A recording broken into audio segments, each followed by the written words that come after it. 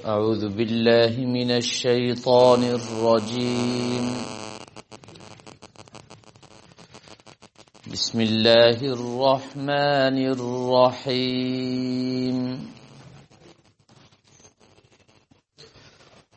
الطلاق مرتان فإمساك بمعروف أو تسريح بإحسان. ولا يحل لكم أن تأخذوا مما آتيتموهن شيئا إلا أن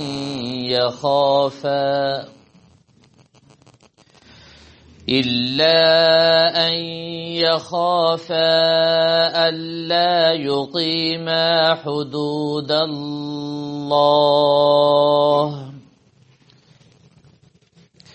فإن خفتم ألا يقيما حدود الله فلا جناح عليهما فيما افتدت به. تلك حدود الله فلا تعتدوها. ومن يتعد حدود الله فأولئك هم الظالمون. فإن طلقها فلا تحل له من بعد حتى تنكح زوجا غيره. فإن طلقها فلا جناح عليهما أن يتراجعا إن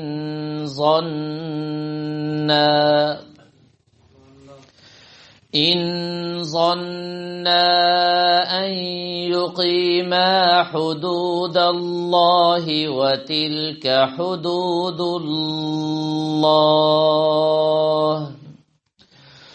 وتلك حدود الله يبينها لقوم يعلمون.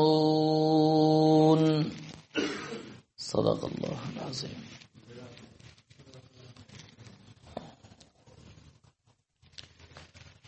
گزشتہ درس میں طلاق کے متعلق پائی جانے والی غلط فہمیاں اور ان کا ازالہ قرآن و سنت کی روشنی میں آپ حضرات کے سامنے ذکر کیا گیا.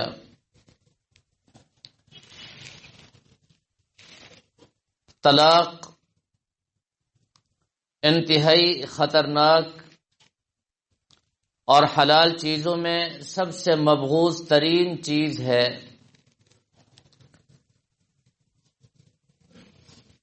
طلاق دینے کا صحیح طریقہ کیا ہے؟ شریعت میں اس کی حیثیت کیا ہے؟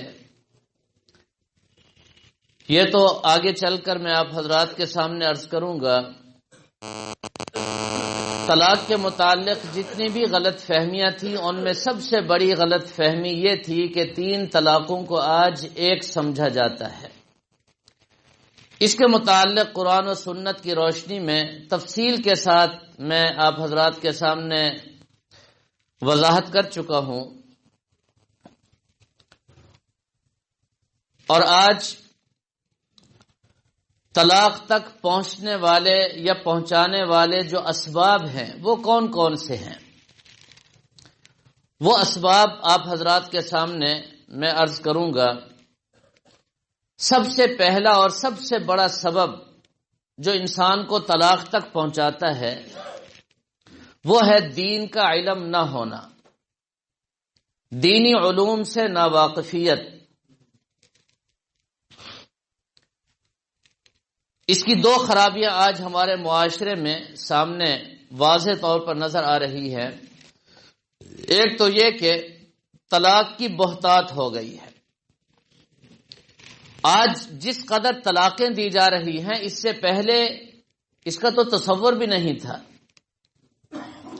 اور نکاح اس لیے ہوتا ہے کہ شوہر اور بیوی کا زندگی بھر کا نباہ ہو. اس سے خاندان وجود میں آئیں، اس سے اولاد، نیک صالح نرینہ اولاد یا جو بچیاں ہیں وہ اللہ تعالیٰ عطا فرمائیں تو ان کی تربیت کر کے ان کو نیک صالح بنا کر کے امت کے لیے اور معاشرے کے لیے کارآمد فرد بنانا، یہ ماں باپ کی بنیادی ذمہ داری ہوا کرتی تھی۔ آج ہر طرف سے طلاقوں کی خبریں ہیں، یہ بھی دینی علوم سے ناواقفیت کی بنا پر ہے، اور دوسرا اس سے بھی بڑھ کر جو انتہائی خطرناک پہلو ہے وہ یہ ہے کہ جب طلاق دینے کا خیال آیا تو کوئی پتہ نہیں میں زبان سے کیا بول رہا ہوں اور کیا کہہ رہا ہوں اور کن الفاظ سے میں طلاق دے رہا ہوں۔ طلاق فی نفسی ہی انتہائی خطرناک چیز، مبغوض ترین چیز، اور پھر طلاق بھی بدعت طریقے پر، غلط طریقے پر، قرآن و سنت کے خلاف، اللہ کو ناراض کرنا، یہ انتہائی گھناؤنا اور خطرناک فعل بن جاتا ہے، جس کی وجہ سے ماحول اور معاشرے میں اور خاندانوں میں انتہائی بگاڑ اور فساد اور تباہی کی صورت میں حالات سامنے آتے ہیں، اور سب سے زیادہ برا اثر اولاد پر پڑتا ہے، اولاد تباہ ہو جاتی ہے۔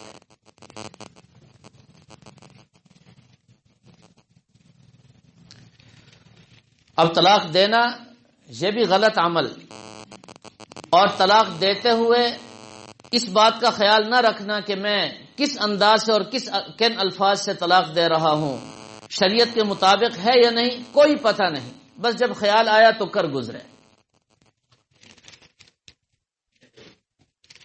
طلاق اس لیے نہیں ہے کہ چھوٹے موٹے مسائل پر، معمولی باتوں پر مرد بیویوں کو طلاق دیں اور گھر بھیج دیں۔ طلاق کا مقصد یہ نہیں ہے۔ نکاح کا اصل مقصد تو یہ تھا کہ نکاح ہونے کے بعد اب زندگی بھر، موت تک یہ ایک دوسرے کے ساتھ رہیں، ایک دوسرے کے ساتھی بن کر کے رہیں، ایک دوسرے کے ساتھ محبت کرنے والے دوست بن کر کے رہیں، یہ مقصد تھا۔ لیکن بعض دفعہ ایسا ہوتا ہے کہ حالات اتنے گھمبیر اور اتنے سخت ہو جاتے ہیں کہ شوہر اور بیوی ایک ساتھ نہیں رہ سکتے۔ اگر ایک ساتھ رہیں گے تو ساری زندگی لڑائی جھگڑا اور گالم گلوچ اور فتنہ اور فساد رہے گا، اور کوئی صورت نہیں سوائے دوری پیدا کرنے کے اور ایک دوسرے سے جدا ہونے کے۔ ان سخت ترین حالات کے لیے شریعت مطہرہ نے طلاق کا ایک عنصر رکھا ہے کہ طلاق دے کر ایک دوسرے سے جدا ہو جائیں، کہیں ایسا نہ ہو کہ یہ رشتہ برقرار رکھتے ہوئے دونوں ایسے گھناؤنے جرائم کا ارتکاب کر بیٹھیں اور ایسے گناہوں میں مبتلا ہو جائیں جس کی وجہ سے ان کی آخرت تباہ ہو جائے۔ وہ تو بڑے سخت ترین حالات اور مشکل ترین حالات میں اس کی اجازت تھی، اور پھر اجازت بھی اس طرح تھی کہ شریعت کے مطابق طلاق دی جائے۔ یاد رکھیں، 3 طلاقیں اکٹھے دینے سے کوئی فائدہ حاصل نہیں ہوتا، نہ دنیا کا فائدہ اور نہ آخرت کا فائدہ۔ بیوی کو جدا کرنا ہے تو جدا کرنے کا وہ اصول جو شریعت مطہرہ نے مرحمت فرمایا ہے اس کو بھی تو سامنے رکھ کر طلاق دی جا سکتی ہے۔ تو بہرحال طلاق دینے کا صحیح طریقہ کیا ہے وہ میں آگے چل کر عرض کروں گا، اور آج ہمارا عنوان ہے طلاق تک پہنچانے والا سب سے بڑا سبب وہ علم نہ ہونا ہے، دینی علوم سے ناواقفیت ہے۔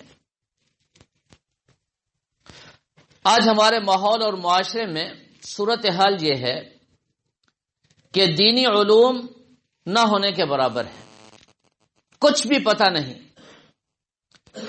عام مسلمانوں کی بات نہیں کر رہا، ہمارے اس مسلم معاشرے میں وہ طبقہ جو بڑی بڑی ڈگریاں رکھنے والا ہے اور وہ لوگ جو بڑے بڑے عہدوں پر فائز ہیں اور اس ماحول اور معاشرے میں بڑے سمجھدار اور ذہین ترین اور دنیا کے اعتبار سے بڑے معزز ترین سمجھے جاتے ہیں،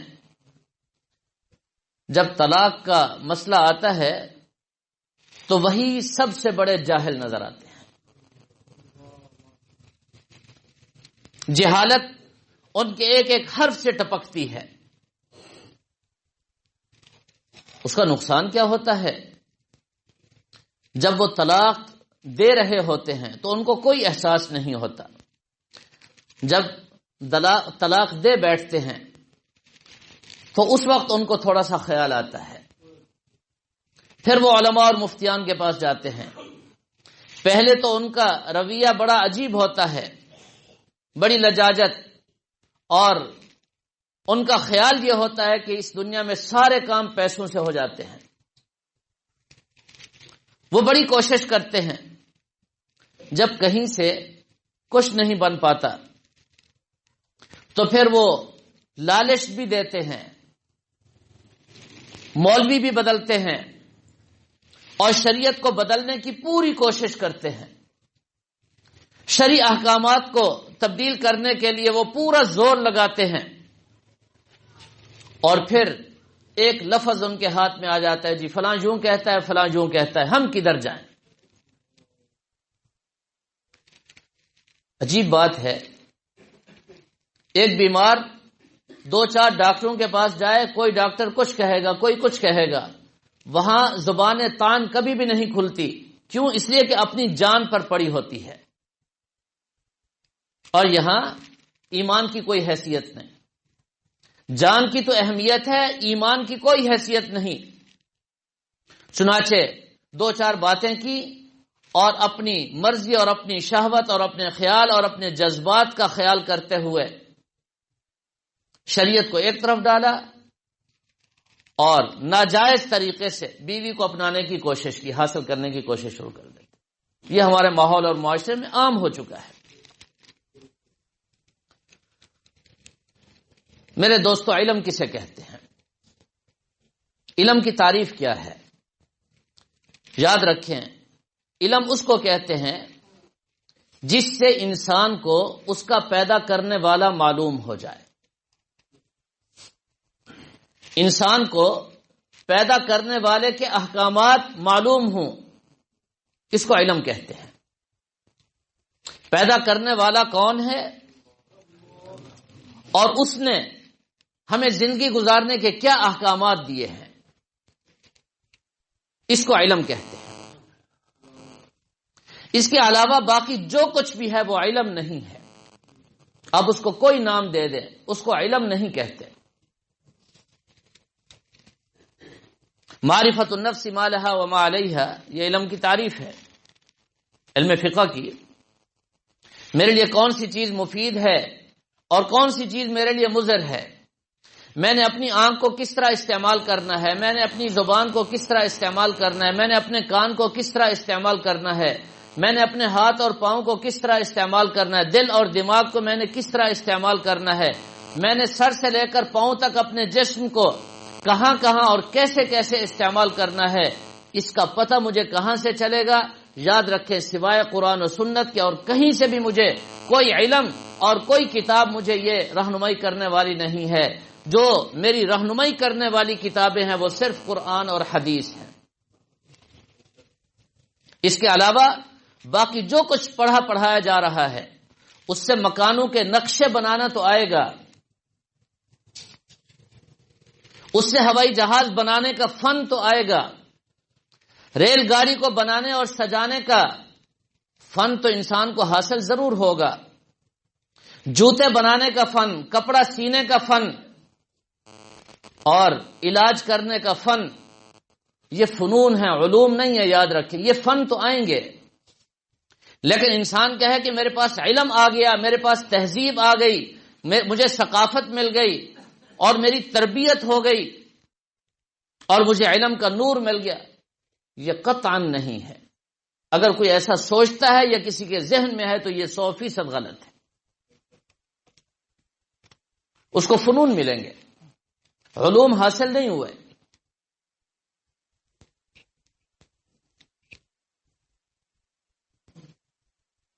اس لیے شیخ سعدی علیہ الرحمہ نے فرمایا، علم راہ حق نہ نماید جہالت است.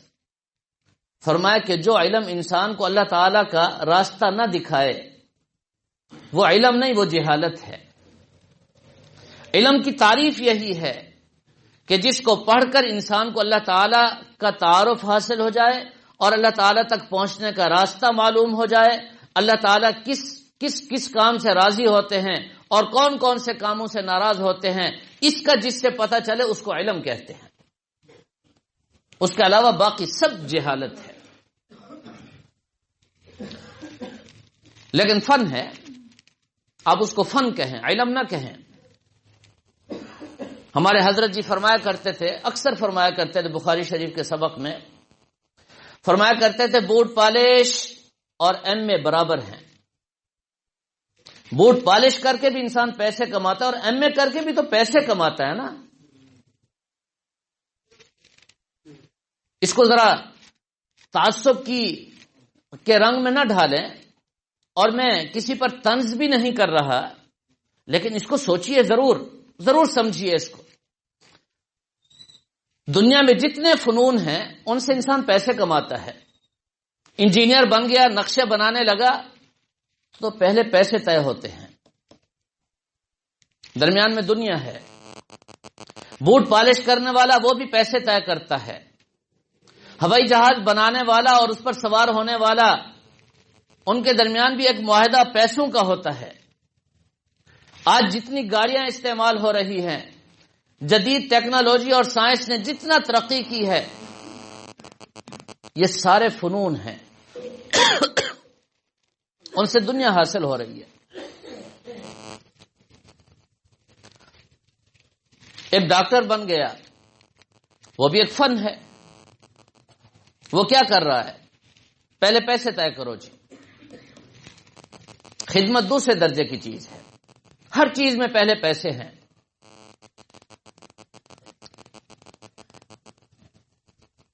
1000 روپے فیس ہے، 500 روپے فیس ہے. کس چیز کی فیس ہے؟ اس کے پاس فن ہے، وہ اپنے فن کا جوہر دکھاتا ہے. 2 لفظ لکھتا ہے بغیر کوئی دوائی دیے، وہ 500 1000 روپے. یہ کیا چیز ہے؟ اب اس کو علم نہ کہیں.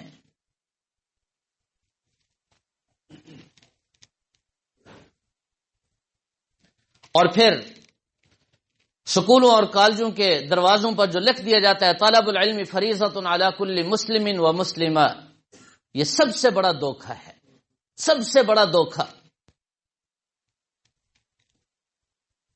علم حاصل کرنا فرض ہے ہر مسلمان مرد اور عورت پر. بالکل صحیح بات ہے. کون سا علم حاصل کرنا فرض ہے؟ یاد رکھیں، وہ علم جس سے انسان کو حلال اور حرام کا پتہ چلے، جس سے انسان کو پتہ چلے کہ میں نے اپنی آنکھ کو اس طرح استعمال کیا تو ثواب ملے گا، اور اگر اس طرح استعمال کیا تو گناہ ملے گا. یہ علم حاصل کرنا فرض ہے. میں نے زبان کو اس طرح چلایا تو میری پکڑ ہوگی، اگر میں نے زبان کو اس طرح استعمال کیا تو یہ زبان مجھے جنت میں لے جائے گی. اگر دل میں میرے اس طرح کے خیالات آئے اور ان خیالات پر میں نے یہ رد عمل دیا تو میری گرفت ہوگی. اور اگر میرے دل میں اٹھنے والے جذبات اور آنے والے خیالات اس نوعیت کے ہوئے کہ اس میں اللہ اور اللہ کے رسول صلی اللہ علیہ وسلم، تو وہ جذبات بہت اچھے اور اس سے مجھے اجر و ثواب ملے گا. یہ علم جس سے آئے گا اس کو علم کہتے ہیں. طلاق دینے کا طریقہ کیا ہے؟ کون سی طلاق دینے سے میں گناہ سے بچ سکتا ہوں؟ کس طریقے سے طلاق دینے سے میں گناہ سے بچ سکتا ہوں؟ یہ علم جب آئے گا تو اس علم کو کہتے ہیں طلب العلم فریضہ. یہ علم حاصل کرنا فرض ہے. تجارت آپ کر رہے ہیں، تجارت کے کون کون سے طریقے جائز ہیں اور کون کون سے طریقے ناجائز ہیں؟ آپ ڈاکٹر ہیں، آپ انجینئر ہیں، آپ پروفیسر، کسی بھی شعبے سے آپ کا تعلق ہے، جو کچھ آپ کے پاس ہے وہ علم نہیں. علم یہ ہے کہ آپ اپنے فن کو استعمال کرنے کے طریقے جو بھی آپ اختیار کرتے ہیں اس میں آپ شریعت سے رہنمائی لیں. کون سا طریقہ جائز، کون سا ناجائز، اور کون سے طریقوں پر کتنا اجرت لینا میرے لیے جائز اور کتنا اجرت لینا ناجائز، کس طریقے سے لینا جائز اور کس طریقے سے لینا ناجائز، ان چیزوں کا پتہ چلانا، اس کو علم کہتے ہیں۔ یہ تعمیر اور یہ موٹر سائیکل اور گاڑی، یہ تو علوم نہیں ہے، یہ تو انسانی ضروریات ہیں۔ سائنس اور ٹیکنالوجی کے آنے سے پہلے دنیا ان سب چیزوں کو استعمال کر رہی تھی۔ لوہا بھی استعمال میں تھا، یہ پانی اور آگ اور مٹی اور ہوا سب چیزیں استعمال میں تھی، اور ہر دور میں اپنے اپنے تقاضے اور ضروریات کے مطابق ہر شخص ان کو استعمال کر رہا تھا، اور آج بھی وہی استعمال ہو رہا ہے۔ اس دور میں بھی ان کو ذریعہ آمدنی بنایا گیا، اور آج بھی ان کو ذریعہ آمدنی بنایا گیا ہے۔ اس سے انسان کے اندر انسانیت آ جائے، انسان کے اندر کا انسان بن جائے۔ ایک مثال تو کوئی پیش کرے مجھے۔ پیسے کمانے کا ڈھنگ تو آ گیا، لیکن قرآن کے احکامات کا بھی پتہ چل گیا، میرے اندر کا انسان بھی اس سے بیدار ہوا۔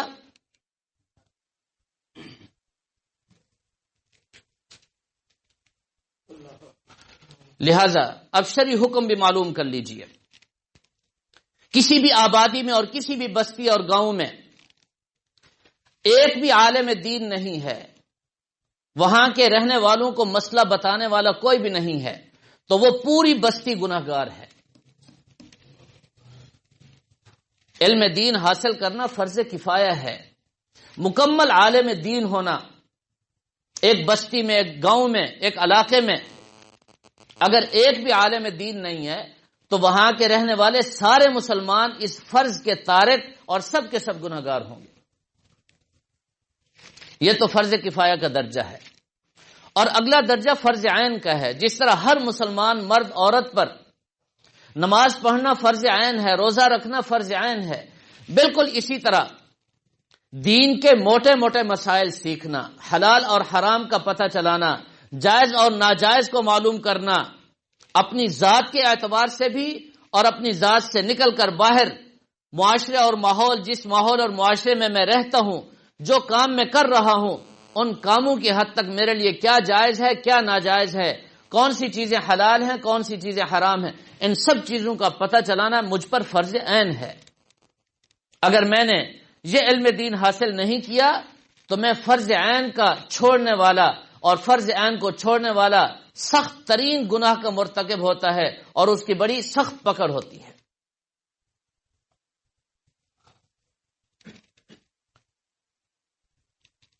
اب طلاق دینے کا وقت آیا تو مجھے طلاق کے مسائل کا پتہ ہونا چاہیے، میرے لیے فرض عین ہے۔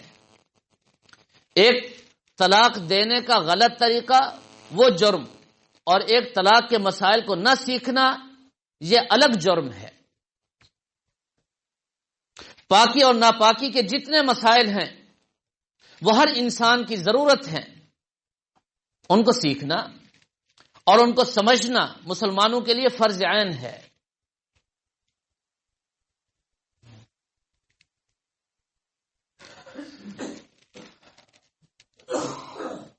تو میرے محترم دوستو، آج طلاق کی جو بہتات ہے اس کا پہلا اور بنیادی سبب یہ ہے کہ آج ہمارے پاس دین کا علم نہیں ہے، ہمیں پتہ ہی نہیں نکاح کے مقاصد کیا ہیں۔ شریعت مطہرہ نے، اللہ اور اللہ کے رسول صلی اللہ علیہ وسلم نے نکاح کو کیوں لازم قرار دیا، اور نکاح سے کون کون سے فوائد حاصل ہوتے ہیں، اور نکاح کے ذریعے انسان کو کون کون سی خوبیاں نصیب ہوتی ہیں، اور نکاح کی برکتیں کیا ہیں، اور اس نکاح کو باقی رکھنا اور اس نکاح کو ہمیشہ ہمیشہ کے لیے برقرار رکھنا، اس کی کتنا ضرورت اور اہمیت ہے، آج ہمارے علم میں نہیں ہے۔ اور اگر اس نکاح کو توڑنا پڑے، ختم کرنا پڑے، تو کون کون سی صورتیں ایسی ہیں جن میں نکاح کو ختم کرنے کی گنجائش ہے، کون کون سی صورتیں ایسی ہیں جن میں نکاح کو ختم نہیں کیا جا سکتا۔ اگر میں ختم کروں گا تو میں مجرم ہوں گا، مجھے پتہ ہی نہیں، میں نے کبھی سمجھنے کی کوشش ہی نہیں کی، بس میں ایک جانور کی طرح زندگی بسر کر رہا ہوں، جو دل میں آیا وہ کر گزرا۔ اللہ تعالی نے 2 ٹانگیں دے دی اور سر اوپر عطا فرما دیا، شکل تو انسانوں والی بن گئی، لیکن اس انسانی شکل میں جو کچھ ہو رہا ہے وہ حیوانوں سے کم نہیں ہے،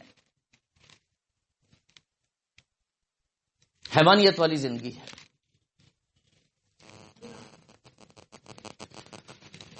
اور میرے محترم دوستو، آج انسان کو سب سے زیادہ مستقبل کی فکر ہے۔ 3 نصیحتیں آپ حضرات کو میں کرنا چاہتا ہوں، ان کو پلے باندھ لیجئے۔ سب سے پہلی نصیحت، اپنی اولاد کو دین کا عالم بنائیں،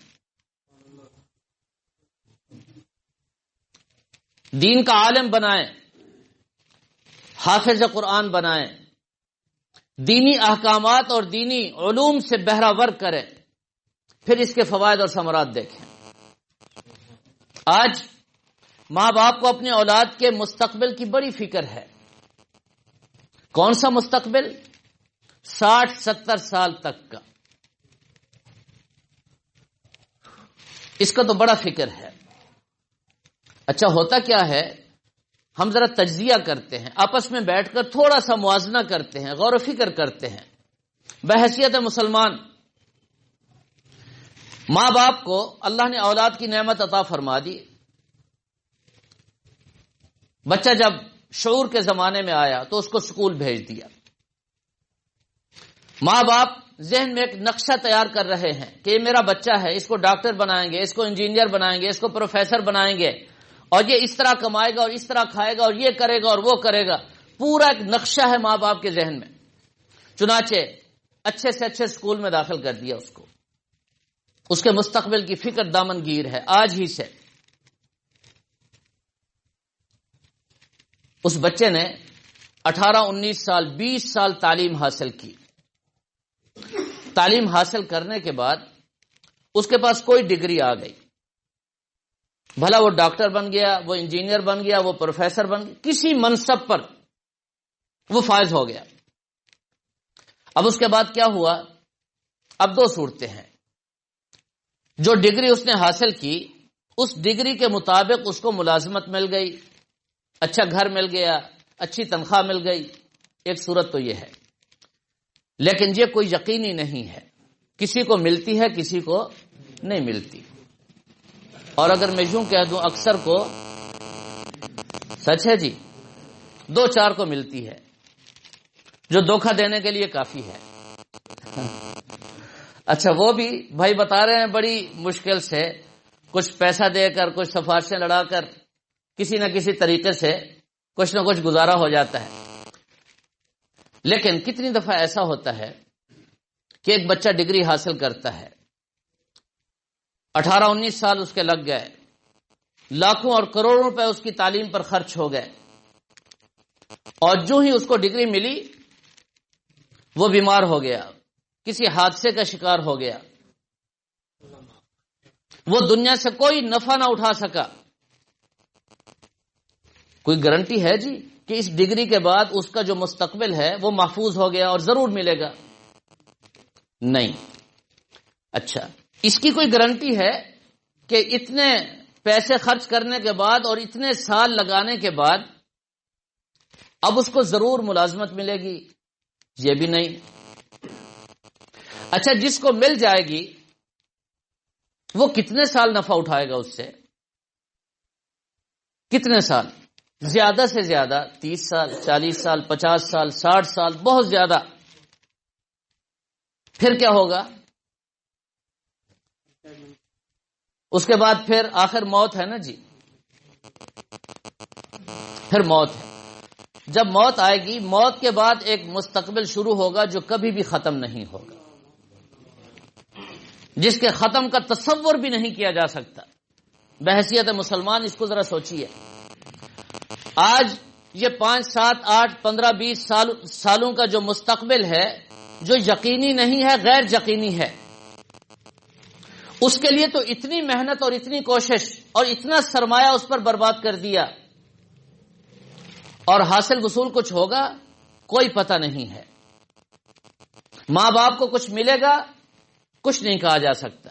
وہ بچہ اس سے نفع اٹھائے گا کچھ بھی نہیں کہا جا سکتا. اور اگر یہ بچہ پڑھتے پڑھتے باغی ہو جائے یا فیل ہو جائے پھر تو بات ہی ختم ہو گئی نا ساری. ایک مستقبل یہ ہے. ایک دوسرا مستقبل، ایک بچہ قرآن پاک پڑھنے کے لیے گیا، بچہ پیدا ہوا، سن شعور کو پہنچا، آپ نے مدرسے بھیج دیا. وہ بچہ بھلا فیل ہو جائے، حافظ نہ بن سکے. میری بات کو ذرا غور سے سنیے. حدیث میں آتا ہے ایک حرف قرآن پاک کا پڑھنے پر 10 گناہ معاف ہو جاتے ہیں، 10 نیکیاں ملتی ہیں، اور 10 درجے اللہ تعالیٰ بلند فرماتے ہیں. علماء اور مفسرین لکھتے ہیں 10 درجے بلند ہونے کا مطلب یہ ہے کہ وہ 10 درجے اللہ کے قریب ہو جاتا ہے ایک مرتبہ ایک حرف پڑھنے پر. نقصان ہوا اگر اس نے ایک سپارہ یاد کیا اور ایک سپارے کو اس نے 15-20 مرتبہ پڑھا. ذرا غور کیجئے، 15-20 مرتبہ، اور ہر حرف پر وہ 10-10 درجے اللہ کے قریب ہوتا گیا. اور ایک سپارے میں کتنے حروف، اور تمام حروف کو جمع کر کے اس کو 10 سے ضرب دیں، وہ کتنے درجے اللہ کے قریب ہو گیا. نقصان ہوا. ماں باپ کو کوئی نقصان پہنچا ہو اور وہاں اگر کچھ نہ ہوا، فیل ہو گیا، تو پھر کیا ہوتا ہے؟ ماتم ہوتا ہے نا جی. وہ سارا وقت بھی ضائع ہو گیا، سرمایہ بھی ضائع ہو گیا، جوانی بھی تباہ ہو گئی. اور یہاں ہر حرف پر 10 درجے اللہ کے قریب ہو رہا ہے. اور امید ہے اگر ماں باپ نے پوری دیانتداری سے، قربانی کے جذبے کے ساتھ اپنے بچے کی نگرانی کی تو یہ بچہ حافظ بنے گا. وہ بچے حافظ نہیں بنتے جن کے ماں باپ لاپرواہ ہوتے ہیں، اہمیت ہی نہیں ہوتی. مدرسے میں ڈال دیا، پوچھنے بھی نہیں آتے ہمارے بچے کا کیا حال ہے جی. اور سکول ہر مہینے حاضری ہوتی ہے، ماں باپ کو بڑی فکر ہوتی ہے، اور جس بچے کو مدرسے ڈالا اس کا خیال ہی کوئی نہیں. اس کو حافظ بنائیں، اس کا مستقبل محفوظ ہو رہا ہے، آج ہی سے محفوظ ہو رہا ہے. حافظ بن گیا، فرمایا کہ اس کے ماں باپ کے سر پر تاج رکھا جائے گا، اور ایسے 10 رشتہ داروں کو جن پر جہنم واجب ہو چکی ہوگی جنت میں لے جائے گا. اور اس حافظ قرآن کو اللہ تعالیٰ فرمائیں گے اقرا ورتقی، پڑھتا جا اور جنت کے درجے چڑھتا جا. جب تمہاری آخری آیت ہوگی وہ جنت میں تمہارا درجہ ہوگا. اور اگر حافظ بنانے کے بعد اس کو عالم بھی بنا دیں، عالم بن گیا، وہ قرآن اور حدیث کا ماہر بن گیا. ایک ایسا عالم جو قرآن اور سنت کا ماہر ہو اور وہ دنیا میں پریشان ہو، ایک آدمی مجھے ایسا کوئی پیش کرے، بشرطے کہ قرآن اور حدیث کا ماہر ہو، اس نے محنت سے پڑھا ہو، ماں باپ نے اس کو پوری توجہ سے پڑھایا ہو. ایک آدمی ایسا پیش کرے جی. اگر کوئی پریشان ہوگا وہ اپنے گناہوں کی وجہ سے ہوگا، اپنے علم پر عمل نہ کرنے کی وجہ سے ہوگا. ورنہ میں آپ کو بتاتا ہوں کہ میں بالکل بیکار ترین آدمی ہوں، اپنی بات کرتا ہوں. میں اس وقت یقین جانیے جتنے آپ حضرات بیٹھے ہیں، یہ کثر نفسی نہیں، حقیقت بتا رہا ہوں. اب سب حضرات سے اپنے آپ کو میں حقیر اور بیکار سمجھتا ہوں. اور میرے جو اکابر اور اساتذہ ہیں ان کا مقام اور مرتبہ اب یقین جانے میرے ذہن میں اور میرے تصور میں جو ہے میں اس کو بیان بھی نہیں کر سکتا. اور میں اپنے اساتذہ کی صرف نقل پر اگر قادر ہو جاؤں، صرف ان کی نقل اتار لوں، تو یہ اپنے لیے بہت بڑی سعادت سمجھتا ہوں. اصل تو بہت دور کی بات ہے. اور میں اپنے آپ کو یہ سمجھتا ہوں کہ میں ان کی نقل پر بھی نہیں ہوں، ان کی نقل پر بھی نہیں ہوں میں. اس کے باوجود اس دنیا میں اللہ نے مجھے اتنی عزت دی ہے، اتنی عزت دی ہے، اور اتنا میرا مرتبہ ہے، میں آپ کے سامنے اس کو بیان ہی نہیں کر سکتا. حالانکہ کچھ بھی نہیں ہوں، اور اگر میں کچھ بن جاؤں، بلکہ میں اتنا کہوں کہ میں صحیح معنوں میں ان کی نقل اتارنے والا بن جاؤں، تو پھر تو پتہ نہیں کہاں سے کہاں تک پہنچ جاؤں گا میں.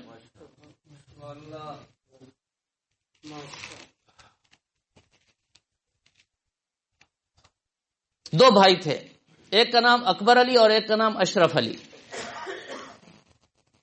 باپ نے فیصلہ کیا کہ اکبر علی کو سکول کالج میں ڈالیں گے، یہ بڑا افسر بنے گا، اور اشرف علی کو مدرسے میں ڈالیں گے۔ باپ کا فیصلہ ہے، ڈال دیا جی۔ اشرف علی کے باپ کو ان کی بھابھی نے ایک دن کہا کہ آپ نے عجیب فیصلہ کیا، یہ بڑا جو اکبر علی ہے اس کو آپ نے سکول میں ڈال دیا، یہ بڑا افسر بنے گا، خود بھی کمائے گا، خود بھی کھائے گا اور دوسروں کی بھی کفالت کرے گا، اور یہ اشرف علی یہ تو مدرسے میں رہے گا، کھائے گا کہاں سے، اس کا کیا بنے گا؟ اشرف علی کے ابا کی زبان سے ایک جملہ نکل گیا، بھابھی صاحبہ ایسا نہ کہو، مجھے لگتا ہے ایسے ہے کہ اکبر علی جیسے ہزاروں اشرف علی کے جوتیوں میں پڑے ہوئے نظر آئیں گے مجھے۔ یہ جملہ نکل گیا، اور یہ بچے ہیں، دونوں بچے ہیں۔ چنانچہ اکبر علی پڑھ لکھ کر بڑے افسر بن گئے، بڑی تنخواہ ان کی ٹھاٹ باٹ تھی، اور اشرف علی وہ مدرسے میں پڑھتے رہے، پڑھتے پڑھتے وہ بھی عالم بن گئے۔ اور آج میں نے آپ کو بتایا کہ اشرف علی کا بڑا بھائی ہے اکبر علی، تو آپ نے نام سن لیا، پتہ چل گیا، ورنہ آج پوری دنیا میں حکیم الامت مجدد الملت مولانا اشرف علی تھانوی کو کون نہیں جانتا، ان کی خدمات کو کون نہیں جانتا۔ 3000 کتابوں کے مصنف، قرآن پاک کی ایسی تفسیر لکھی بیان القرآن کہ اس کو علماء سمجھنے سے قاصر ہیں، اور آج معارف القرآن، دونوں معارف القرآن یہ حضرت تھانوی کی تفسیر کی تشریح ہے، وہ ہے کہ اس کو آسان لفظوں میں بیان کرنے کی کوشش کی ہے مفتی اعظم پاکستان مفتی محمد شفیع صاحب نے اور مولانا ادریس کاندھروی صاحب نے، اسی بیان القرآن کو۔ اور پھر ہوا کیا، نواب عشرت علی خان کیسر، شاید آپ نے نام سنا ہو، میں نے کئی دفعہ حضرت کی زیارت کی الحمدللہ، اسلام آباد میں تھے نواب عشرت علی خان کیسر، بہت بڑے نواب تھے، ان کے اسلام آباد میں بھی محلات ہیں، کراچی میں بھی، وہ 6 مہینے کراچی رہتے تھے اور 6 مہینے اسلام آباد میں رہتے تھے۔ حکیم الامت مجدد الملت حضرت تھانوی رحمہ اللہ تعالی کے براہ راست مرید تھے، خلافت ان سے نہیں ملی تھی، ان کے مرید تھے، ان کی تربیت یافتہ تھے۔ میں کئی مرتبہ گیا اسلام آباد میں، حضرت کی زیارت کے لیے گیا یہاں سے، اور حضرت نے ایک مرتبہ مجھے اپنے گھر کا فون نمبر دے دیا۔ میں یہاں سے گیا تو حضرت کراچی تھے، وہاں نہیں تھے، تو اگلی دفعہ جب میں گیا تو میں نے حضرت کو عرض کیا، تو حضرت نے فرمایا بھئی جب تم وہاں سے چلا کرو تو اس نمبر پہ فون کر لیا کرو، شفقت تھی ان کی۔ خیر میں وہاں گیا، اور یقین جانے عصر کے بعد حضرت کی اصلاحی مجلس ہوتی تھی، حضرت تھانوی رحمہ اللہ تعالیٰ کے ملفوظات حضرت نے پڑھے، اور ایسی نورانیت اور ایسا عجیب ماحول تھا، میں نے زندگی میں ایسا پر لطف اور پر انوار ماحول نہیں دیکھا۔ تھے بہت بڑے نواب۔ حضرت فرماتے ہیں کہ میری آنکھوں کے سامنے ہے وہ منظر، میری آنکھوں کے سامنے ہے وہ منظر، جب حکیم الامت ضعیف ہو گئے، بوڑھے ہو گئے، تو ہندوستان کی ایک ریاست کا بہت بڑا نواب تھا، وہ حاضر خدمت ہوا، عرض کیا حضرت اگر اجازت ہو تو میں ویل چیئر آپ کے لیے بنوا کے لے آؤں؟ تو حضرت نے اجازت دے دی۔ فرمایا میری آنکھوں نے دیکھا کہ نماز عصر حضرت نے ادا فرمائی، اور پہلی مرتبہ ویل چیئر پر حضرت بیٹھے، اور وہ نواب سب کھینچ کے جا رہے ہیں، وہ نواب سب کھینچ کے جا رہے ہیں، اور اکبر علی کا پتہ ہی کسی کو نہیں۔ اور آپ بیتی اٹھا کر کے دیکھیں، دوسرا واقعہ بھی عرض کر دوں، شیخ الحدیث حضرت مولانا محمد زکریہ رحمہ اللہ تعالی فرماتے ہیں کہ میرے ماموں تھے، میرے باپ کے پیچھے پڑے ہوئے تھے، اس کو کیا تو نے مدرسے میں ڈال دیا، یہ کھائے گا کہاں سے، پیے گا کہاں سے، یہ تو مانگ مانگ کے پین کے پتہ نہیں کیا کرے گا جی۔ لیکن میرے والد صاحب اس کو کوئی جواب نہیں دیتے تھے۔ فرمایا کہ وہ میرے ماموں دنیا کے بڑے عہدے پر تھے، بڑا پیسہ کمایا انہوں نے۔ ایک وقت ایسا آیا کہ وہ جب بیمار ہوئے تو ان کو گھر والے نہیں پوچھتے تھے، گھر والے ان کو نہیں پوچھتے تھے، اور زکریا کی حالت، یہ حضرت نے خود لکھا ہے اپنی آپ بیتی میں، فرمایا زکریا کی حالت یہ ہے کہ تھوڑا سا کچھ ہو جائے تو 100 خادم، کوئی وضو کرانے کے لیے پانی بھر رہا ہے، کوئی تولیہ پیش کر رہا ہے، کوئی کیا خدمت کر رہا ہے، اور اس کو اپنے لیے بہت بڑی سعادت سمجھ رہا ہے۔ تو اس وقت میرے ماموں نے دیکھا تو کہنے لگے کہ میں تو عجیب سوچتا تھا، اب تو معاملہ الٹ ہو گیا۔ اتنا عزت شیخ الحدیث حضرت مولانا محمد زکریا رحمہ اللہ تعالی کی پوری دنیا کے کونے کونے پر چلے جائیں، کیا مقام اور مرتبہ ہے۔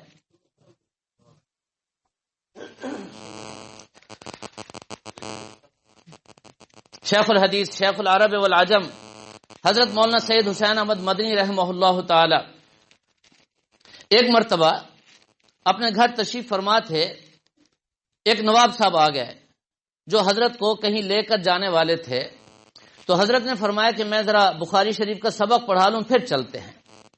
تھوڑی دیر کے بعد حضرت نے تیاری شروع فرما دی۔ وہ تیاری بخاری شریف کی کیا ہوتی تھی، بہت بڑی تیاری فرماتے تھے حضرت، غسل فرماتے تھے، کپڑے خوبصورت پہنتے تھے اور خوشبو لگاتے تھے، اور ایسی خوشبو لگاتے تھے کہ جب وہ راستے سے گزر جاتے تھے کہ تو دیر تک وہ خوشبو مہکتی رہتی تھی، لوگ سمجھتے تھے کہ حضرت آج سبق کے لیے گزر گئے ہیں۔ تو کستوری کی خادم نے بوتل اٹھائی، اور وہ اس وقت وہ بوتل 90 روپے کی ملتی تھی، جب بڑے بڑے اکابرین کی جو تنخواہیں ہوتی تھی وہ 15-20 روپے ہوتی تھی۔ 90 روپے کی ایک شیشی اٹھائی اور اٹھا کر کے اس نے ہاتھوں پہ ڈالا اور حضرت کی داڑھی مبارک کو، لباس مبارک کو پوری شیشی لگا دی۔ نواب دیکھتا رہ گیا کہ یہ کیا ماجرا ہے، اتنا مہنگی کستوری کی خوشبو۔ کہنے لگا حضرت یہ اتنا آپ کے پاس کہاں سے آتی ہے، پوری شیشی آپ نے لگا دی۔ تو حضرت نے بڑے عجیب انداز میں فرمایا کہ بھائی دینے والا وہ ہے، وہ انتظام کر دیتا ہے اور ہم لگا دیتے ہیں۔ خیر حضرت سبق پر تشریف لے گئے، وہ نواب صاحب بھی ساتھ چلے گئے، اور حضرت کا سبق سبحان اللہ، اس کا تو آج ہمارے ہاں تصور بھی نہیں ہے، کیا منظر اور کیا کیفیت ہوتی ہوگی۔ جب سبق سے فارغ ہوئے اور حضرت کو نواب صاحب لے کر جانے لگے تو نواب صاحب کہنے لگے حضرت آج کے بعد ہر مہینے کی 3 بوتلیں جو ہے نا کستوری کی وہ میرے ذمہ ہو گئی۔ تو حضرت نے فرمایا دیکھا اپنے سوال کا جواب آپ نے خود دے دیا۔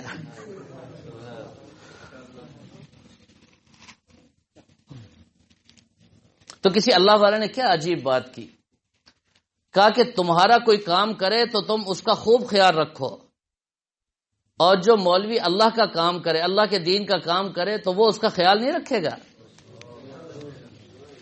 ذرا اس ذات کے کام پہ لگو تو صحیح، پھر دیکھو وہ کیسا خیال رکھتا ہے۔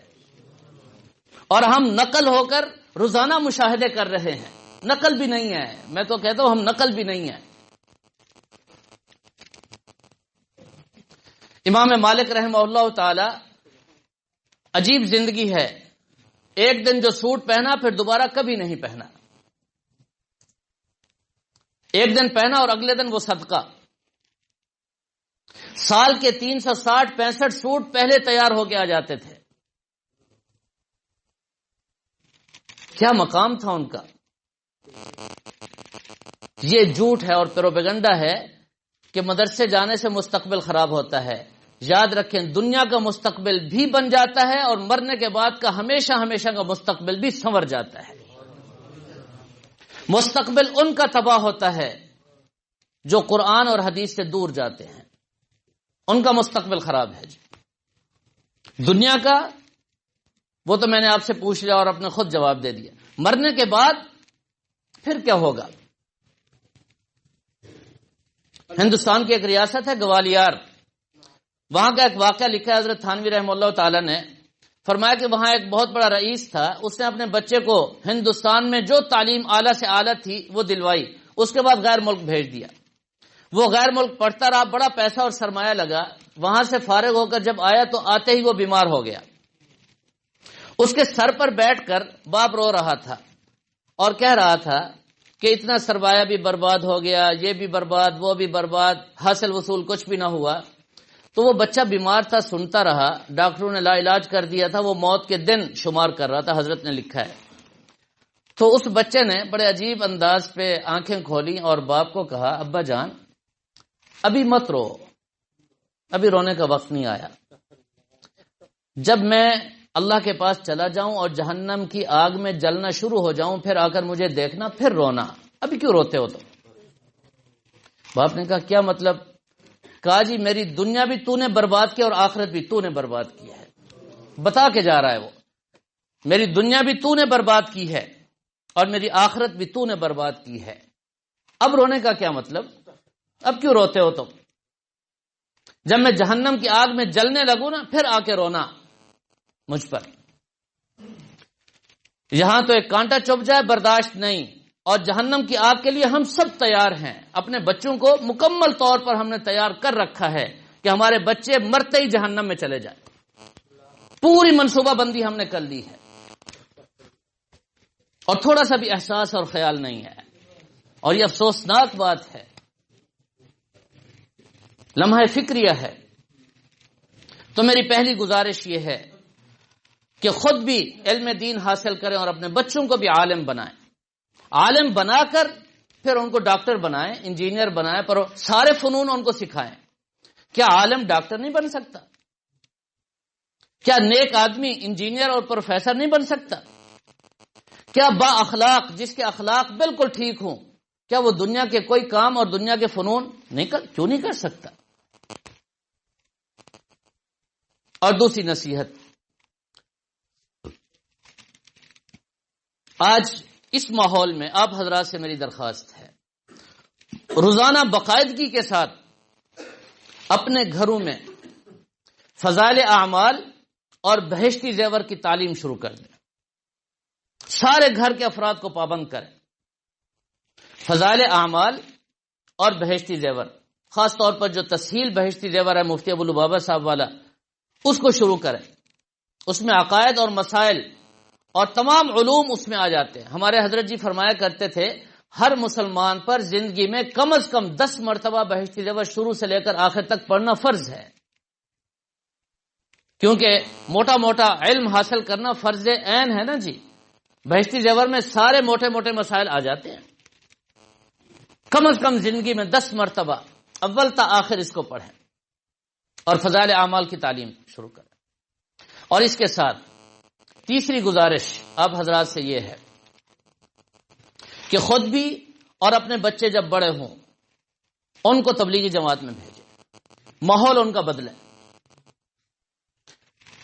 اور کسی اللہ والے کی صحبت میں خود بھی آئیں اور اپنے بچوں کو بھی لے کر کے آئیں، باقاعدگی کے ساتھ روز کی بنیاد پر اہمیت کے ساتھ، تاکہ بچوں کے دل میں علم اور اہل علم کی، صلحاء اتقیاء اور اولیاء اللہ کی عظمت اور اہمیت دل میں آئے، اور ان کے ساتھ آپ نے ان کا رابطہ کروانا۔ آج اگر آپ نے ان کو اہل اللہ کے ہاتھ میں ان کے ساتھ نہ جوڑا تو وہ آپ کے بعد کبھی بھی رخ نہیں کریں گے۔ آپ کی ذمہ داری ہے، آپ کا فرض منصبی ہے۔ تو بہرحال آج کا ہمارا موضوع یہ تھا کہ طلاق تک پہنچانے والا سب سے بڑا سبب دینی علوم سے ناواقفیت ہے، جہالت ہے۔ علم نہ ہونے کی وجہ سے آج طلاقوں کی بہتات ہے، اگر طلاق دینا بھی پڑ جائے تو اس کا مسنون طریقہ کیا ہے کوئی پتہ نہیں، جو دل میں آیا اور جو زبان پہ آیا وہ ہم نے بک دیا اور کہہ دیا، اور انجام کا کوئی بھی پتہ نہیں، نہ دنیا میں انجام کی پرواہ ہے اور نہ آخرت میں۔ اور دوسرا سب سے بڑا سبب طلاق تک پہنچانے کا وہ رشتے کے انتخاب میں بنیادی غلطیاں۔ جب رشتہ طے ہوتا ہے تو رشتے کے انتخاب میں کون کون سی غلطیاں ہم سے ہوتی ہیں اور کیا کیا چیزیں ہمیں دیکھنی چاہیے، انشاءاللہ وہ اگلا درس میں عرض کروں گا۔ رشتے کے انتخاب کے حوالے سے قرآن و سنت کی روح سے اس میں کیا ہونا چاہیے اور کیا چیزیں دیکھنی چاہیے، اور رشتے کے انتخاب میں